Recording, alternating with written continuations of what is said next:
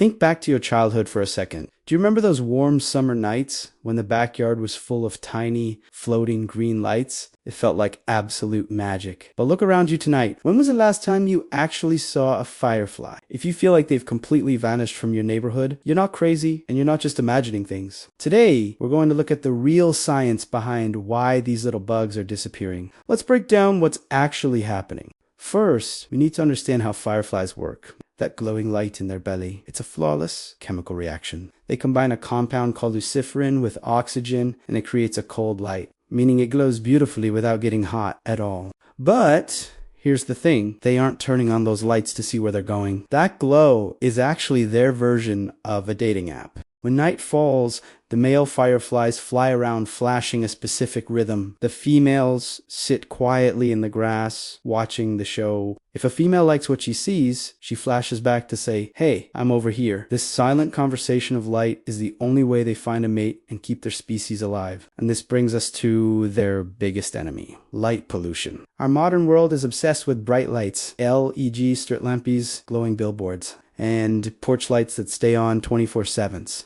Think of it like this. If you're in a pitch black room, it's super easy to see someone waving a tiny pen light. But if someone turns on massive stadium floodlights, that tiny pen light completely disappears. By keeping our world so bright, we are accidentally ruining their romance and stopping them from having babies. The second reason they're leaving is that we are literally destroying their homes. We only ever notice fireflies when they are adults with wings, but that stage only lasts a few weeks. Fireflies actually spend up to 2 years of their lives living underground as babies or larvae. And as babies, they need damp soil, rotting wood, and messy piles of leaves to grow up healthy. When we clear out wild grasslands, drain marshes, and cover up every patch of dirt with concrete sidewalks or paved parking lots, we are sealing their nurseries. The baby fireflies get trapped under the concrete and die before they ever get the chance to grow wings and fly. And then, let's talk about food. You might think fireflies are gentle plant eaters, but when they are babies living in the mud, they are actually tiny predators. Their favorite snacks are small snails, slugs, and worms.